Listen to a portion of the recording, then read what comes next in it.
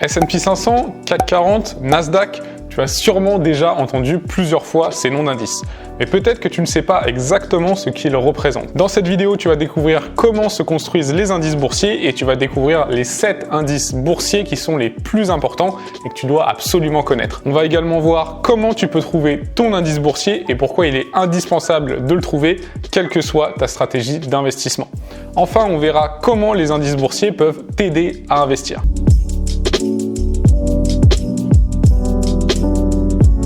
J'ai l'impression qu'on rend parfois les choses un peu complexes alors qu'elles ne le sont vraiment pas. Un indice boursier, c'est un groupe d'actions qui va nous permettre d'évaluer la performance d'un secteur ou d'un pays. Donc par exemple, je pourrais inventer un indice qui suit la performance des constructeurs automobiles dans le monde, et dans cet indice, je mettrais tous les constructeurs automobiles à travers le monde, et on appellerait cet indice Indice Monde Automobile. En regroupant tous les constructeurs automobiles dans le monde, j'ai créé un indice. En fait, cet indice, il existe déjà avec l'indice MSCI World Automobile. On peut faire la même chose avec un pays. Par exemple, je peux regrouper les plus grandes entreprises d'un pays en créant un indice qui suit la performance, par exemple, des grandes entreprises françaises, japonaises ou américaines. Pour la France, je peux créer un indice qui regroupe les 40 plus grandes entreprises françaises et appeler cet indice CAC 40. Pour le Japon, je peux créer un indice qui regroupe les 225 plus grandes entreprises japonaises et appeler cet indice Nikkei 225. Enfin, pour les États-Unis, je pourrais créer un indice qui regroupe les 500 plus grandes entreprises américaines et appeler cet indice S&P 500. Alors ces indices, ils existent réellement et ils sont vus comme les indices de référence pour suivre les entreprises françaises, les entreprises japonaises et les entreprises américaines. Au fil du temps, certains indices boursiers sont devenus les références pour suivre la performance d'un secteur ou d'un pays. Il y a plusieurs milliers d'indices disponibles. Si tu aimes boire du vin, il y a même un indice qui suit le cours du Bordeaux. Tu es peut-être un peu perdu face à ces milliers d'indices disponibles. C'est la raison pour laquelle on verra ensuite 7 des principaux indices boursiers dans le monde. Mais juste avant, on va essayer de comprendre comment se construit un indice. On a vu que ça pouvait regrouper les entreprises d'un pays en particulier ou d'un secteur précis, mais comment décider du poids de chaque entreprise dans l'indice? C'est ce qu'on va voir tout de suite. Juste avant qu'on découvre 7 indices que tu dois absolument connaître, on va essayer de comprendre comment se construisent les indices. La majorité des indices, ils se construisent avec une pondération par capitalisation. Donc c'est là que les choses se compliquent un peu, non? Alors rassure-toi tout de suite, c'est extrêmement simple. Pour obtenir la capitalisation d'une entreprise, il faut multiplier son nombre d'actions par le prix de ses actions. Par exemple, si le capital d'une entreprise est composé de 100 000 actions valant chacune 10 € en bourse, la capitalisation de l'entreprise sera de 1 million d'euros, 100 000 fois 10 € qui est le prix de l'action. Une pondération par capitalisation, ça veut tout simplement dire que dans un indice, le poids de chaque entreprise dépend uniquement de sa capitalisation. Pour que ça soit plus clair, on va prendre un exemple pratique avec le S&P 500. Le S&P 500, c'est l'indice de référence aux États-Unis. Il suit la performance des 500 plus grandes entreprises américaines. À l'heure où je tourne cette vidéo, si on s'amuse à additionner la capitalisation de ces 500 entreprises, on arrive à un total de 35 000 milliards. Apple a la capitalisation la plus importante avec 2310 milliards.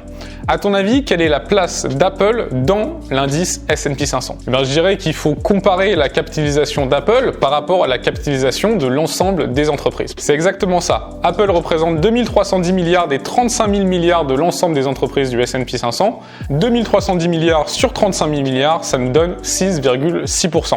Ça veut dire qu'Apple représente 6,6% de l'indice S&P 500. Autrement dit, quand tu vas investir 100 € dans l'indice S&P 500, 6,6 € seront investis dans Apple. C'est de cette façon qu'on détermine quel poids a une entreprise dans un indice donné. Alors à titre d'information, il y a également d'autres méthodes de calcul pour déterminer quel poids ont les entreprises dans un indice, mais la pondération par capitalisation qu'on vient de voir, c'est souvent le mode de calcul le plus utilisé, enfin c'est le mode de calcul le plus utilisé. Maintenant, on va voir 7 des principaux indices boursiers dans le monde. Ce sont des indices dont tu as sûrement déjà entendu parler et on va voir exactement ce qu'ils représentent. Juste après, on verra comment tu peux trouver ton indice boursier, tu vas voir que c'est un point très important. Et enfin, à la fin de cette vidéo, on verra également que les indices boursiers peuvent te servir de base pour investir sur les marchés financiers, parce que là, tu te dis peut-être, c'est bien joli ces indices boursiers, mais à quoi ça sert concrètement ? Le premier indice que tu dois absolument connaître, c'est le S&P 500. Le S&P 500, c'est l'indice de référence aux États-Unis. Il suit la performance des 500 plus grandes entreprises américaines. Le deuxième indice, c'est l'indice MSCI World. Il est vu comme l'indice de référence pour suivre la performance des pays développés.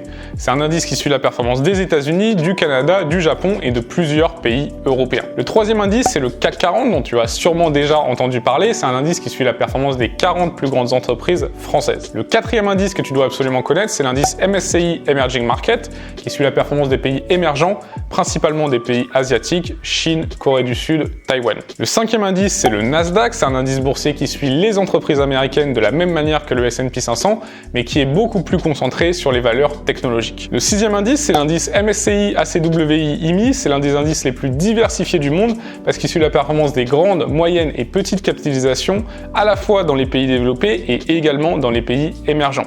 Cet indice suit la performance de la quasi-totalité du marché mondial. Enfin, le dernier indice, c'est l'indice MSCI Europe qui suit la performance des pays européens, Royaume-Uni, France, Allemagne et Suisse en tête. Je viens de te présenter 7 indices, mais il en existe littéralement des milliers d'autres et on va voir tout de suite qu'il est très important de trouver ton indice boursier. Maintenant, tu te dis peut-être, ok, les indices boursiers, c'est intéressant parce que ça nous permet de voir comment évolue un secteur ou un pays, mais est-ce qu'ils ont une autre utilité ? Alors bien sûr, tu t'en doutes, la réponse est oui. La première utilité, c'est qu'ils te permettent d'avoir un bon point de référence pour analyser la performance de ton portefeuille.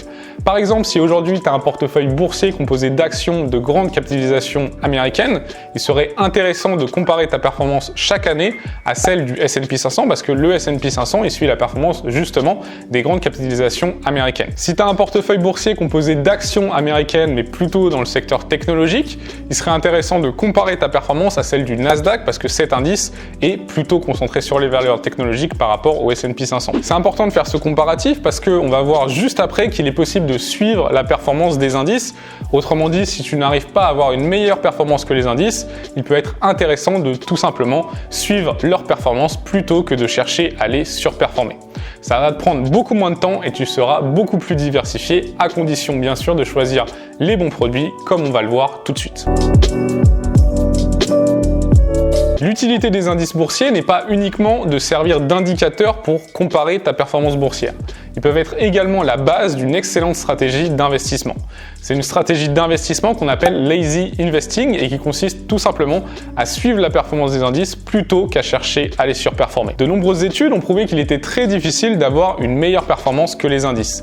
C'est par exemple le cas de l'étude Spivak qui a prouvé que les fonds qui investissent dans les grandes capitalisations américaines et qui sont gérés par des professionnels de la finance ont, pour 86,92% d'entre eux, une moins bonne performance que le S&P 500. Donc plutôt que de passer des heures à chercher les bonnes entreprises et le bon moment pour les acheter pour un résultat plus qu'incertain, tu peux simplement suivre la performance d'indices boursiers très diversifiés. Tu peux le faire grâce à un produit, les ETF. Les ETF ont pour unique objectif de suivre la performance d'un indice et ce sont des produits avec des frais extrêmement faibles de 0,2% par an en moyenne. Personnellement, j'investis avec cette stratégie en investissant dans des ETF qui répliquent la performance de l'indice S&P 500, de l'indice MSCI Europe et de l'indice MSCI Emerging Market.